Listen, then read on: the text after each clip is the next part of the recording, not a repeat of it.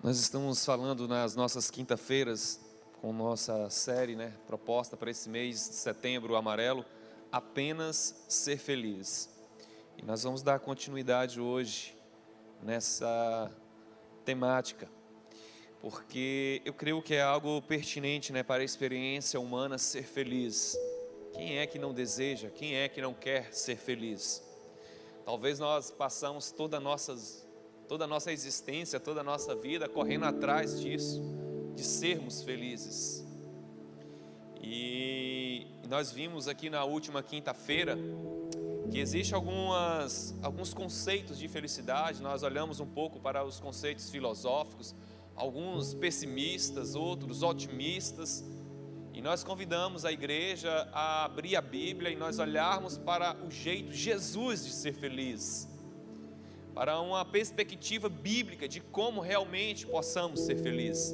Porque muitas vezes as pessoas vê a questão de ser feliz por algo momentâneo, por momentos de alegria. Outros, como diz uma canção muito típica do Brasil, tristeza, felicidade é passageira, tristeza nunca tem fim. Mas não é disso que Jesus nos ensina, que é possível sermos felizes. E muitas vezes, em busca dessa alegria, dessa felicidade, nós nos adoecemos. E nós estamos vivendo dias difíceis por causa da pandemia, mas independente disso, nós estamos vivendo dias difíceis porque nós não encontramos essa tal de felicidade. E aí surge em nosso cenário algo que está se tornando a ter uma questão de saúde pública, que é o suicídio, que é a depressão, uma doença que está alcançando muitas pessoas, inúmeras pessoas, e nós temos um número de 800 mil mortes por suicídio, anos. É uma conta alta. Porque eu não consigo ser feliz, eu prefiro morrer. Porque eu não consigo viver, eu prefiro morrer. Eu gostaria de compartilhar com vocês que no último domingo, de domingo para segunda, uma pessoa muito próxima da nossa família se suicidou. Estou falando da família do pastor. Começamos a falar isso na quinta-feira. E no último domingo, na madrugada do domingo, uma pessoa próxima à minha família se suicidou. Ou uma pessoa da família, perdão. Você percebe que isso não está longe? Isso acontece. Isso pode acontecer comigo, isso pode acontecer com você. Nós olhamos muitas vezes, principalmente para as nossas redes sociais, as pessoas tirando fotos, selfie, tão felizes. E nós olhamos para a nossa existência e não conseguimos encontrar essa tal de felicidade. E aí eu gostaria que nós hoje pensássemos a partir do texto que nós vamos ler. Mas antes eu gostaria de citar um diálogo do filme. Eu creio que talvez muitos de nós já assistimos, A Procura da Felicidade, com Will Smith. E nesse filme, olha esse trecho, diz assim: nunca, Will Smith, ali no filme, no personagem, dizendo para o seu filho, uma criança, nunca deixe alguém te dizer que você não consegue fazer algo, nem eu mesmo, entendeu? Você tem um sonho, você tem que protegê-lo. E a história desse filme, A Procura da Felicidade, é a história de um homem que perde ali uma divisão familiar, ele se separa, se divorcia da sua esposa por questões financeiras. Ele fica criando, educando o seu filho, ficando correndo de... não tem local para ele dormir, fica de abrigo em abrigo, dorme no metrô. E ele vendendo umas caixas, eu não sei que tipo de aparelho era aquele, mas era de uso médico. E ele procurando vender, conquistar, vencer na vida. E aí quando eu olho para esse filme, eu me recordo da minha própria história, do irmão Wagner também, que viveu essa história, nós com uma bolsa nas costas, Wagner, vendendo kit. Eu passei 4 anos da minha vida batendo de porta em porta. E quando eu olho para a minha própria trajetória, eu queria o quê? Vencer. Porque A Procura da Felicidade, a história desse filme é esse homem que batalha para vencer na vida, e ele vence, ele consegue trabalhar na bolsa de valores, ele fica milionário. E no final das contas, ele consegue realizar os seus sonhos e projetos. Mas esse título desse filme poderia ser alterado, porque em vez de em busca da felicidade, seria em busca do dinheiro.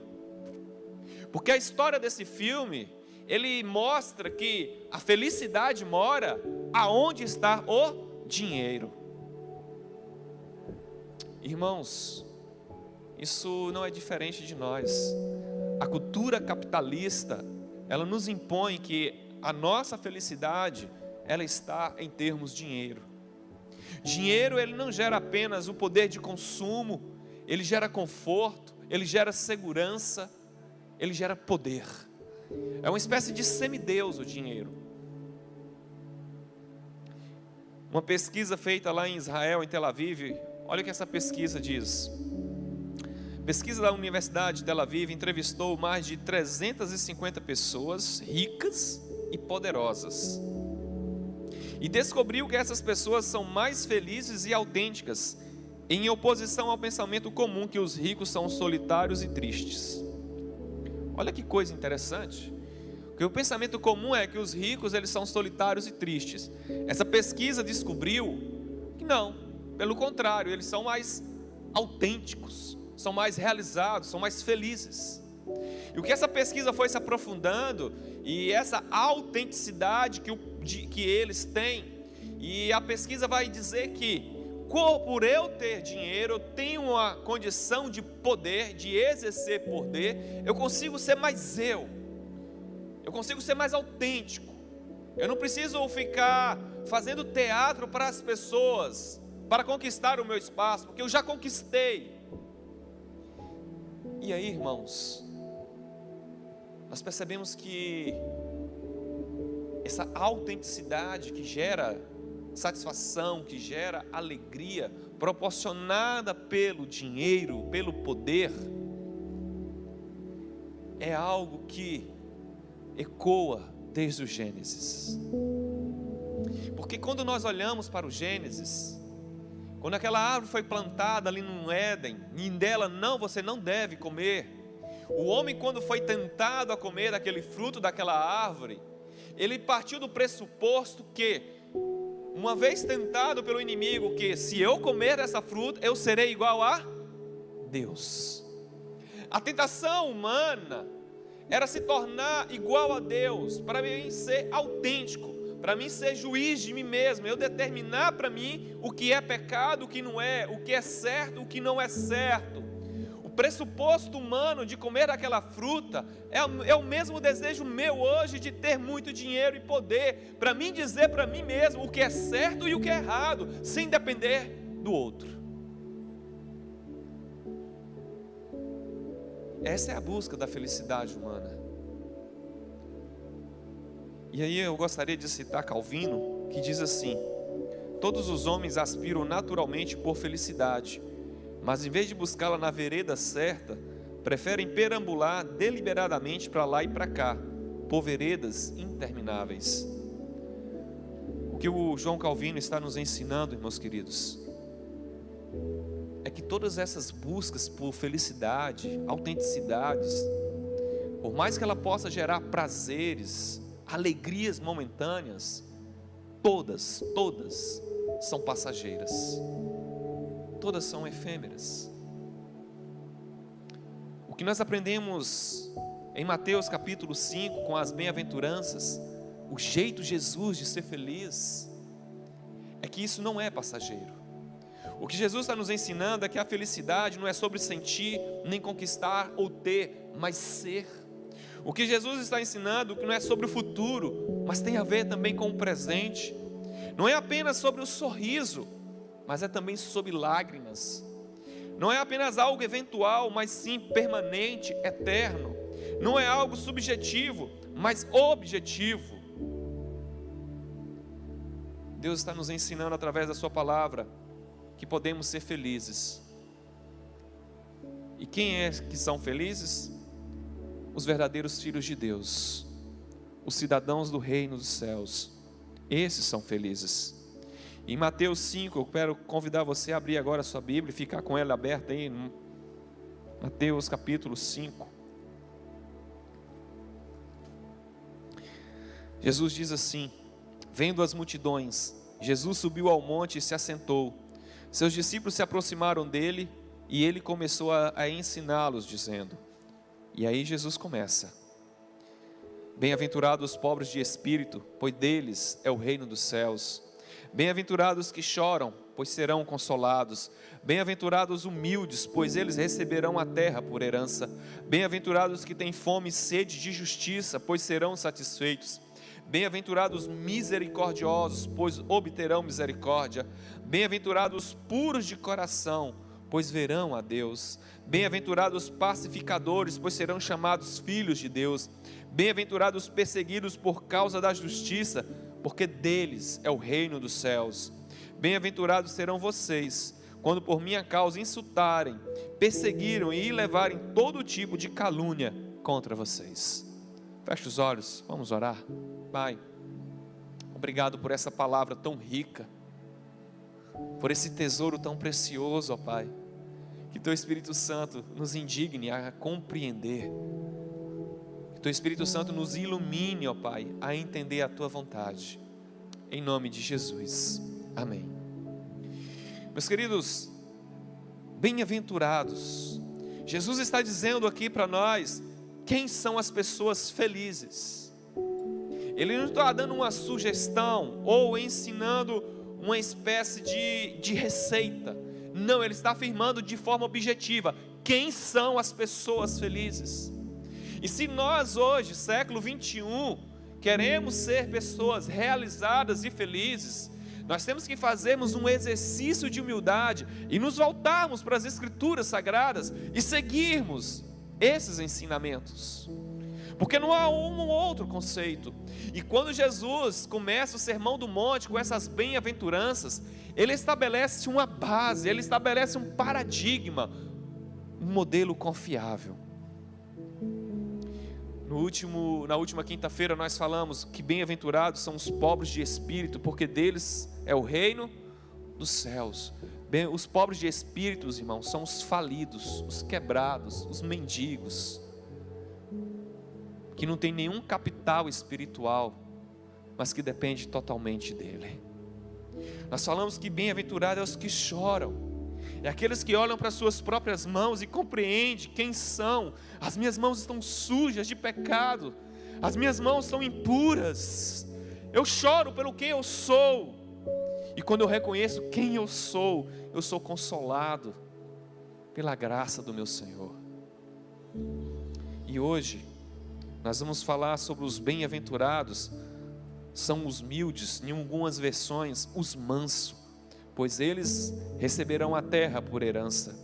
E bem-aventurados que têm fome e sede de justiça, pois serão satisfeitos. Os humildes ou mansos e os que têm fome e sede de justiça é o que eu gostaria de destacar nessa noite de quinta.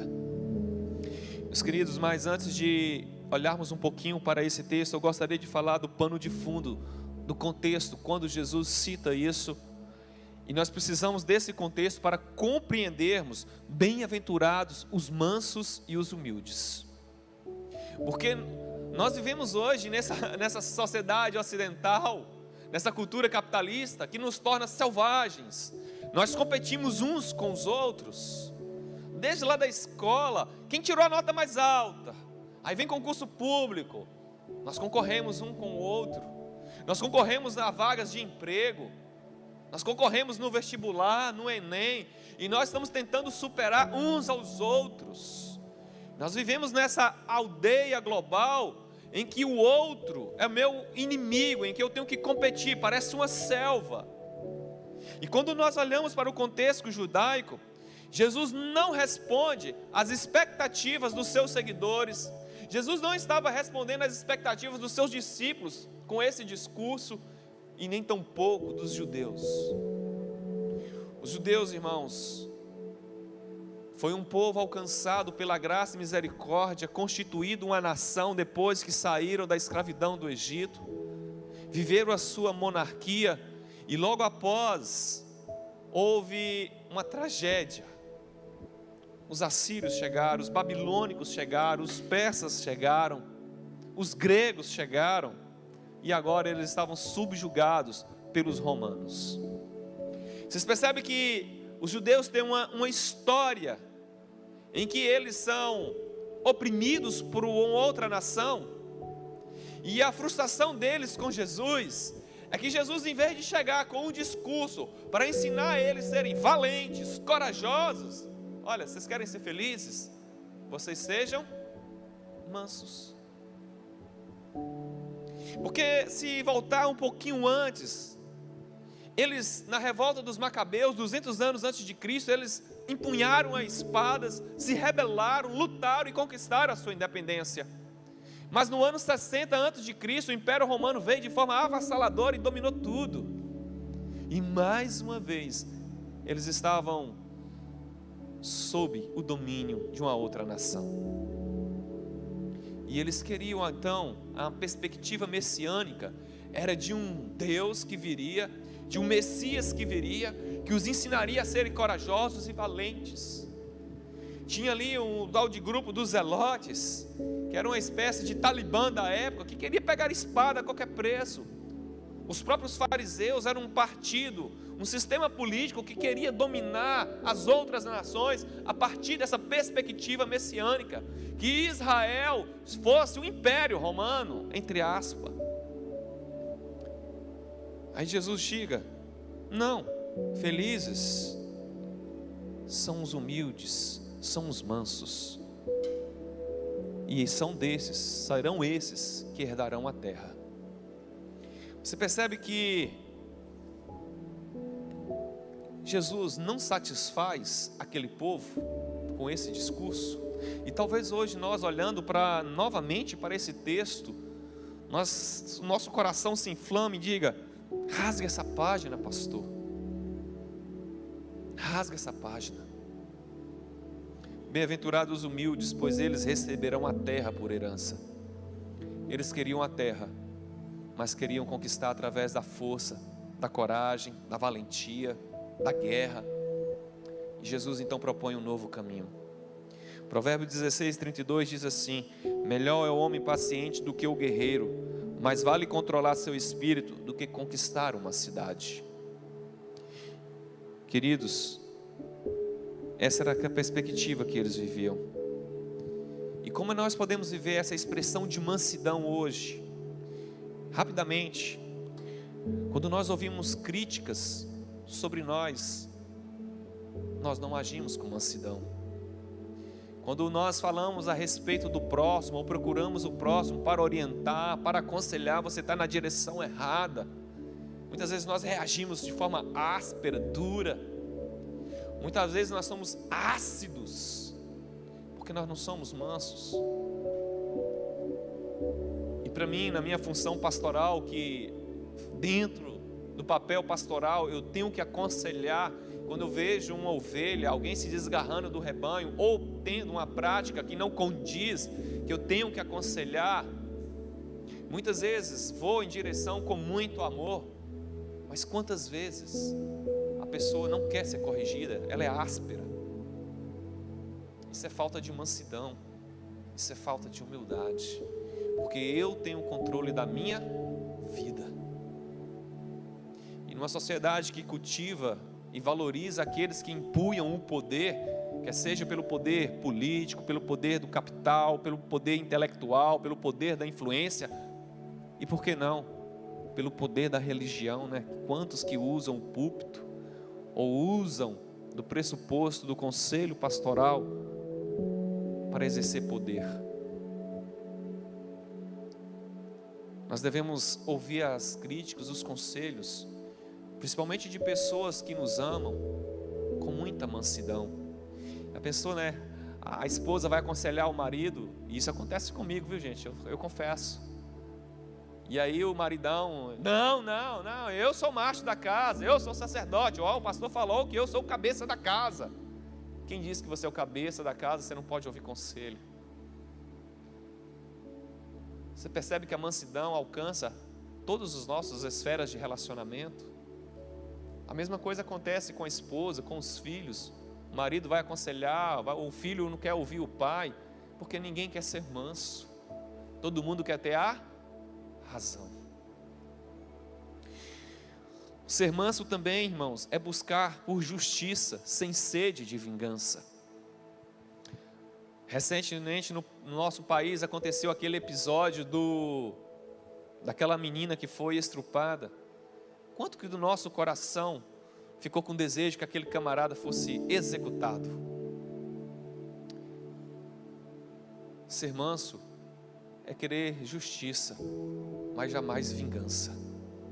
E isso, nós estamos falando de um contexto de um escândalo nacional, mas isso acontece também em nossos relacionamentos muito próximos. Quando um colega de trabalho trapaceia para tomar o meu lugar, aí eu fico lá louco, tomara que o patrão descobre e o demita. Ou então eu corro logo e entrego ele. Isso acontece muito dentro de casa, né? Um irmão entregando o outro para o pai e para a mãe. Eu te entrego. Porque nós não queremos muitas vezes justiça, nós queremos vingança. Isso não é ser manso. Ser manso é sofrer prejuízo sem reivindicar direitos. Nossa, e nessa sociedade tão individualizada hoje, que todo mundo tem o seu direito, mas ninguém quer o seu dever. Não, os meus direitos não podem ser tirados de mim. Ser manso muitas vezes, irmãos, é perdoar e aceitar o prejuízo. Porque o perdão é isso, né? É eu perdoar quem me ofendeu, quem me provocou um prejuízo, e eu agora é que assumo o prejuízo. Eu tenho esse direito, mas eu me abdico deste direito. Eu acho que uma igreja evangélica hoje, ela poderia se abdicar dos seus direitos. E quando eu vejo o que está acontecendo lá, uma dívida estratosférica de mais de 1 bilhão de impostos não pagos, de igrejas que não querem contribuir com a nação, mas querem se enriquecer, não abrem mão de seus direitos. Isso me entristece, porque não revela o caráter de Cristo de ser uma igreja mansa. Pagar o mal com o bem. Essa é a nossa este é o pressuposto daqueles que são valentes. Mas a Bíblia nos ensina que nós devemos pagar o mal com o bem, e não o bem com o bem. Porque muitas vezes pagar o bem com o bem é moleza, correto. Mas nós pagar o bem para aqueles que nos fazem o mal não é fácil. Mas a Bíblia nos convida para este caminho, porque é assim que eu sou feliz, seguindo essas trilhas que Jesus nos deixou. Efésios 4, 26, 27 diz assim: quando vocês ficarem irados, não pequem, apaziguem a sua ira antes que o sol se ponha, e não dê lugar ao diabo. Irmãos, nós podemos ficar irados, o que nós não devemos é pecar. O que Jesus está nos ensinando é que ser manso muitas vezes vai ter raiva assim no coração, vai subir um ódio, uma ira, mas eu não sou refém, eu não sou enclausurado por esses sentimentos, eu não vivo subjugado por esses sentimentos. Eu sou manso por uma escolha de ser feliz em Cristo Jesus, porque Ele trilhou esse caminho e me ensinou a trilhar este caminho. E quando Jesus então fala a respeito de ser manso, parece que nas palavras de Jesus tem um eco de um Salmo 37, e eu quero convidar você a abrir a Bíblia no Salmo 37, porque parece que quando Jesus está ensinando isso, na mente de Jesus está passando esse Salmo na cabeça dele. Olha o que o Salmo fala e nos ensina. Salmo 37, versículo 3 diz assim: confie no Senhor e faça o bem. Olha, presta atenção. Confie no Senhor e faça o bem, assim você habitará na terra e desfrutará segurança. Deleite no Senhor e Ele atenderá aos desejos do seu coração. Entregue teu caminho ao Senhor, confie nele e Ele agirá. Ser manso, irmãos, é confiar, é deleitar-se, é entregar-se, porque quem vai agir não sou eu, é Deus. Quem age em favor da sua igreja é Deus. Eu não preciso defender a igreja. Quem defende a igreja é o próprio Cristo. Nós só precisamos ser fiéis, confiar, descansar, deleitar, nos celebrarmos e deixa que Ele nos defenda. A igreja não precisa lutar pelos seus direitos. Qualquer um luta pelos seus direitos. A igreja, ela luta pelo direito do próximo, do outro. Porque quem luta pelos nossos é Deus. Confie. Olha o que o texto vai dizer para nós. E Ele deixará claro como a alvorada que você é justo, e como o sol do meio-dia que você é inocente. Quando alguém está te acusando, quando alguém já está te atacando, haja de forma mansa, porque Deus vai te promover a justiça. É Ele que vai deixar, olha, presta atenção no texto, claro como a alvorada que você é justo, e como o sol do meio-dia que você é inocente. E o texto vai dizer para nós assim ainda: descanse no Senhor e guarde por Ele com paciência, não se aborreça com o sucesso dos outros e nem com aqueles que maquinam o mal. Essa é a vontade do seu Deus, que você seja manso e que nós possamos aprender a desfrutar dessa mansidão para sermos felizes. E no versículo 6 diz assim: bem-aventurado os que têm fome e sede de justiça, pois serão satisfeitos. E aqui, pastor, tem alguma coisa errada? No versículo anterior, bem-aventurados os mansos, porque herdarão a terra. E nós vamos herdar a terra, irmãos, porque novos céus e nova terra é para aqueles que creem e descansam no Senhor. Mas como que no versículo seguinte diz que nós devemos ter sede e fome de justiça?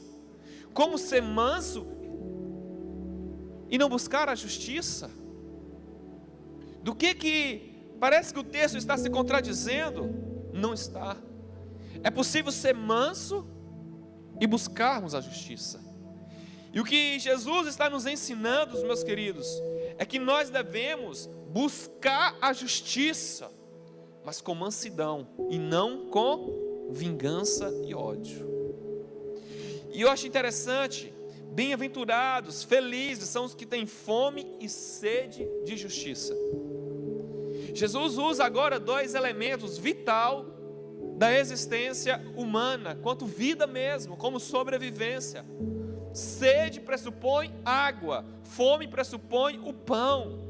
O que Jesus está dizendo para os seus discípulos e aquela multidão, que nós em Cristo, para sermos realizados e felizes, nós devemos buscar por justiça, nós devemos sentir sede, nós devemos ter fome.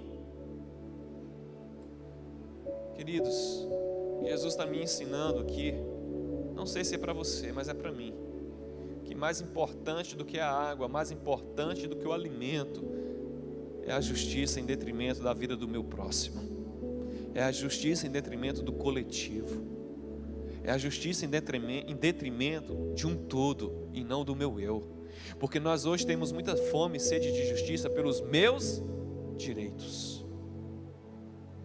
Eu corro atrás, mas nós devemos ter fome e sede de justiça, para que nós possamos desenvolver uma sociedade mais madura, autêntica e justa.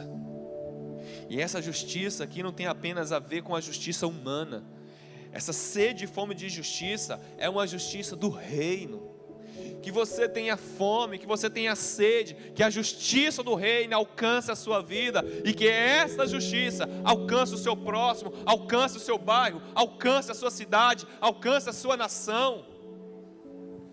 Que os valores do reino, os princípios do reino, de justiça, de retidão, esteja presente na sua vida, e que através da sua vida alcance a todos que estão à sua volta.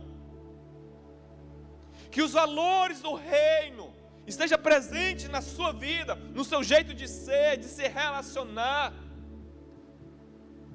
Percebe que com isso começa a mudar a sua vida e tudo que está à sua volta. Essa justiça aqui tem a ver com retidão, com equidade. E nós temos hoje um povo muito frio no nosso país, uma igreja que não chora com a corrupção dessa nação. Somos um dos países mais corruptos do planeta, E a igreja não chora, não se incomoda, pelo contrário, ainda vota nos canalhas. E desculpe o palavrão, irmãos, porque a pessoa sabe que o camarada é corrupto, aí ele rouba, mas faz. Pelo amor de Deus, igreja, que isso? Não, mas ele vai dar uma concessão de rádio para a igreja, vai dar um terreno para a igreja, o som todinho da igreja. Isso é corrupção, isso não é justiça, isso não é equidade. Pastores que vendem os votos do seu rebanho, negocia na surdina.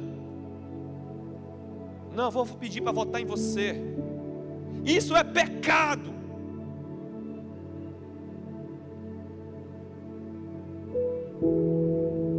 Nós não incomodamos mais com aqueles que estão padecendo sem leitos hospitalares, porque a corrupção leva tudo. Para aqueles que ainda se encontram talvez no buqueirão, porque a corrupção leva. Para aqueles que estão na fila dos fóruns, que não há justiça, porque a corrupção do nosso país leva. E nós flertamos com isso. Nós não incomodamos, nós não choramos. A igreja é aquela que implanta o reino, a justiça do reino, a começar em a minha vida, e que seja na vida desta igreja, em nome de Jesus.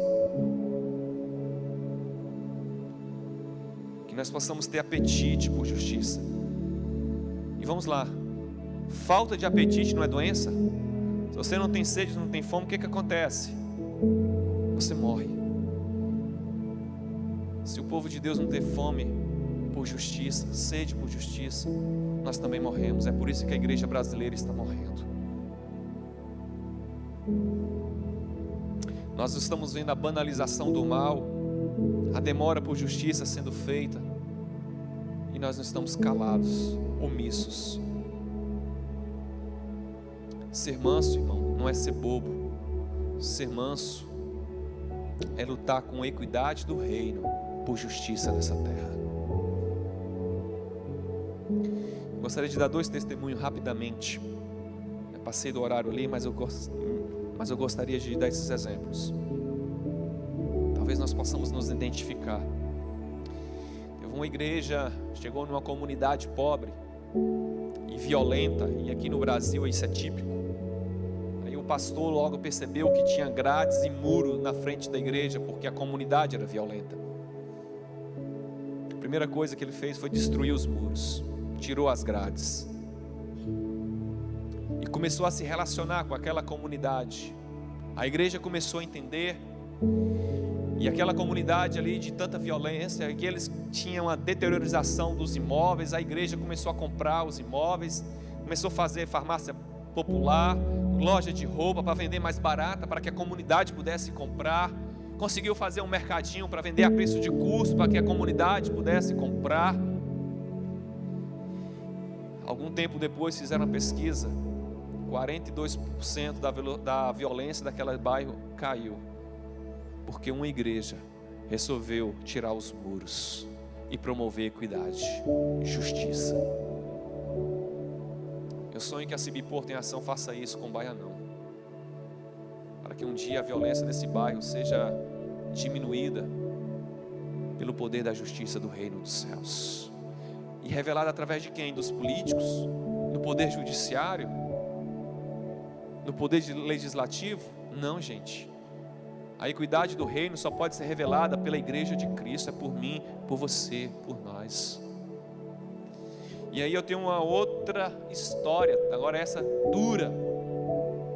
Se uma igreja rompeu com os muros, uma outra igreja, e essa agora batista, no Rio de Janeiro, começou a crescer, o pessoal da comunidade desceu da favela, foi para o asfalto, começou a frequentar a igreja se sentiu mal frequentada, porque o povo da favela estava frequentando a igreja. O que eles fizeram? Construíram uma igreja só para os favelados, para eles não ir para a igreja deles. Isso não é equidade, isso não é justiça, isso é discriminação, isso é preconceito racial e social. Isso não é igreja. Isso não é a justiça que vem dos céus. Nós como igreja devemos ter fome e sede de justiça, mas a justiça do reino dos céus. Aí o Mahatma Gandhi diz assim: posso até estar disposto a morrer por uma causa, mas nunca a matar por ela. Em busca de justiça, eu morro, mas eu não mato. Pastor Batista Martin Luther King: o que me preocupa não é o grito dos maus, mas o silêncio dos bons. E aí nós temos que nos voltarmos para Jesus e aprendermos com Ele que Jesus é o leão da tribo de Judá, mas Ele se fez cordeiro, e como cordeiro Ele venceu. Gente, a imagem de um leão e de um cordeiro, que coisa tão oposta, mas foi como um cordeiro que Ele venceu, e é como mansos que nós iremos vencer, que a igreja irá vencer. Você quer ser feliz? Seja manso, humilde, e tenha fome e sede de justiça, e comece a fazer isso em todo que está à sua volta. Nós fizemos aqui denúncias de escândalos de corrupção da nação, de uma igreja que transformou um bairro, mas você pode ser a pessoa que promova a equidade para transformar a sua família. Talvez tenha uma pessoa lá fora que está precisando da justiça do reino dos céus na vida dela, e você pode ser o agente de Deus para a transformação dessa vida. Passou uma matéria recente, que um professor, ele trabalhando, e acho que a prefeitura não pagava, e aí os alunos foram lá, fizeram uma vaquinha, uma rifa, algo assim. E quando aquele professor entrou na sala de aula, os alunos foram lá e deram o salário daquele professor. Isso é reino, Deus. Isso é reino. Aqueles alunos, de forma tão simples, promovendo a justiça na vida daquele professor. E aquele professor que não reivindicou os seus direitos: já estou há 3 meses sem receber meu salário, eu vou parar de dar aula. Não, ele continuou dando aula, e com excelência. Quem promoveu justiça na vida daquele professor? Os seus alunos. Você pode promover justiça na vida de alguém, e nós, como família CIB Porto, devemos e podemos promover justiça na nossa comunidade. Que trabalho lindo que nós estamos fazendo em direção à vida dos mendigos, dos moradores de rua, tentando promover justiça na vida deles. Mas nós temos inúmeros outros desafios nessa cidade, e nós não vamos fugir, porque nós somos cidadãos dos céus.